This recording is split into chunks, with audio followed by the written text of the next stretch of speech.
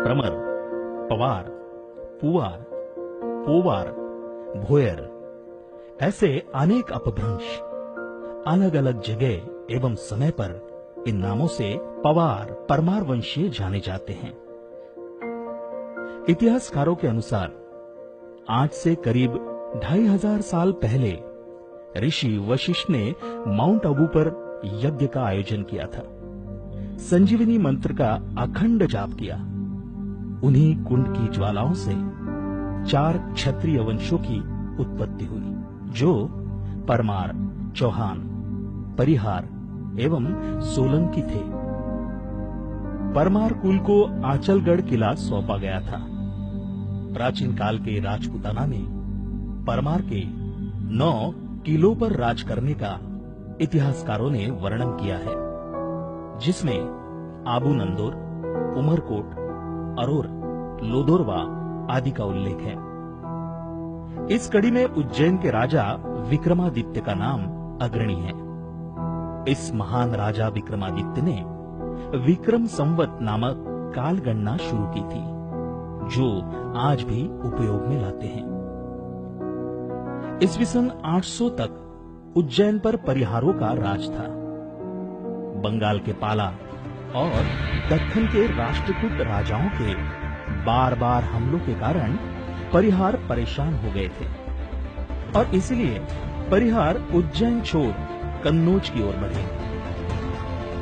मौका पाते ही आबू के राजा उपेंद्र पवार ने उज्जैन पर अपना अधिकार जमाया और इस तरह पवार राजाओं ने ईस्वी सन 800 से लेकर ईस्वी सन 1305 तक मालवा पे राज किया। और इन्हीं पवार राजाओं में सबसे अधिक प्रसिद्ध राजा जो हुए वे थे राजा भोज। राजा भोज का जन्म माघ शुक्ल यानी वसंत पंचमी में ईस्वी सन 980 में उज्जैन के परमार राजवंश में हुआ। उनके पिता का नाम सिंधु राजदेव तथा माता महारानी सावित्री देवी थी। उज्जैन धार के परमार के कुल 24 राजाओं में से वे 9वें राजा हुए और सबसे ज्यादा प्रसिद्ध हुए। राजा भोज का राजकाल ईस्वी सन 1000 से ईस्वी सन 1055 तक रहा।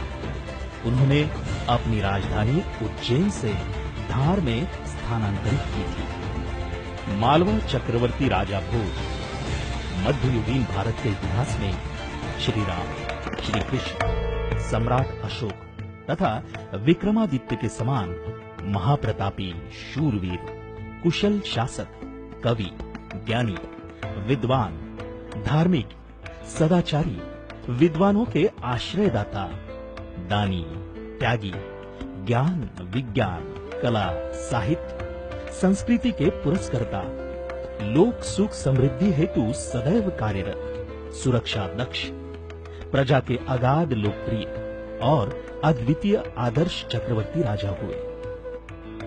राजा भोज महान व्यक्तित्व थे। वे कई पदवियों से विभूषित थे। महाधिराज परमेश्वर, परम भट्टारक, मालव मंडल, सार्वभौम आदि अनेक उपाधियों से अलंकृत किया गया था। उनका राज उत्तर में हिमालय कश्मीर से लेकर दक्षिण में मलय यानी केरल तक एवं पूर्व में बंगाल से पश्चिमी गुजरात तक था। राजा भोज सभी प्रकार के शास्त्रों में तथा शस्त्रों में निपुण थे।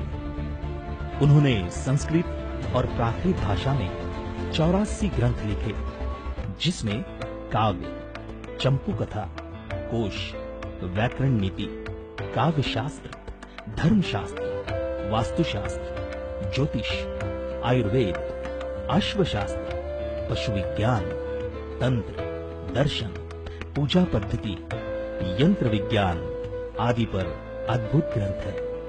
वे भोजपुरी भाषा के जनक थे।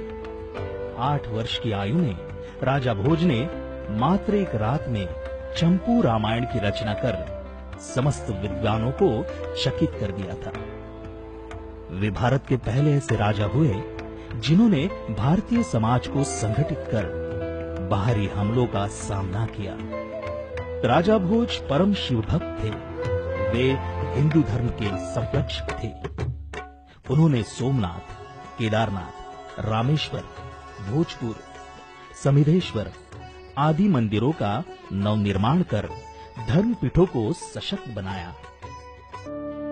ऐसे महान चक्रवर्ती राजा भोज की मृत्यु आषाढ़ बदी ईस्वी सन 1055 को हुई।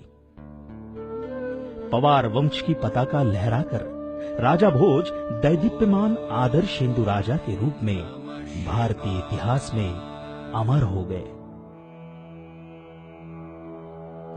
इतिहासकारों के अनुसार मूल रूप से ईस्वी सन 1104 से 1105 में जब धार पर नरवर्मन देव पवार का राज था, तब उन्होंने अपने छोटे भाई लक्ष्मण देव पवार को रामटेक के करीब नगरधन, जो उस समय नंदीवर्धन किला था, वहां राज्य संभालने के लिए भेजा था। नंदीवर्धन उस समय यहाँ की नागपुर एवं आसपास के जिलों की राजधानी हुआ करती थी। यह किला उस समय पवार राजाओं के अधिकार क्षेत्र में आया था। लक्ष्मण देव पवार अपनी सेना को लेकर यहाँ आए थे, जिसका उल्लेख नागपुर के संग्रहालय में रखे शिलालेखों पर मिलता है। संभावित ईस्वी सन 1305 में पवारों की धार में पराजय होने की वजह से उनके स्वाधीन राज्यों के भी पतन होने की संभावना लगती है। वे करीब के भंडारा, गोंदिया, बालाघाट एवं सिवनी जिलों में जा बसे एवं खेती को अपना व्यवसाय बनाया। ईस्वी सन 1296 में अलाउद्दीन खिलजी दिल्ली का सुल्तान बना। कुछ ही सालों में उसने उत्तर भारत को जीत लिया। वो आक्रामक और युद्ध पसंद इंसान था। वह मुस्लिम सल्तनत को पूरे भारत में फैलाना चाहता था। उस समय धार के परमार वंशीय राजा महमद देव को ये मंजूर नहीं था। उन्होंने युद्ध के लिए 1,10,000 सैनिक जमा किए और हरनंदा कोका प्रधान को अपना सेनापति नियुक्त किया। ईस्वी सन 1305 में अलाउद्दीन खिलजी ने अपने सेनापति एन उल मुल्क मुल्तानी को 1,60,000 सैनिकों के साथ धार पर हमला करने के लिए भेजा। सेनापति एन उल मुल्क ने रात के समय घात लगाकर हमला बोल दिया। राजा महलक देव एवं सेनापति हरनंदा कोका प्रधान दोनों ही वीर गति को प्राप्त हुए। पवारों ने अपने कुल और धर्म की रक्षा की खातिर नर्मदा घाटी की ओर कदम बढ़ाए। इन्हीं पवार सैनिक एवं सरदारों ने आगे चलकर खेती को अपना व्यवसाय बनाया और छिंदवाड़ा, बैतूल, वर्धा एवं नागपुर जिलों में जा बसे। उपरोक्त कहानी एवं तथ्यों से ये पता चलता है कि दोनों ही परमार वंशीय शाखाएं आबू उज्जैन, धार के मार्गों से इन 8 जिलों में आकर बसी हैं। हमारे प्रेरणा स्रोत और आदर्श चक्रवर्ती राजा भोज ने भारत समाज को एकजुट कर धर्म रक्षा की और देश को सशक्त बनाया।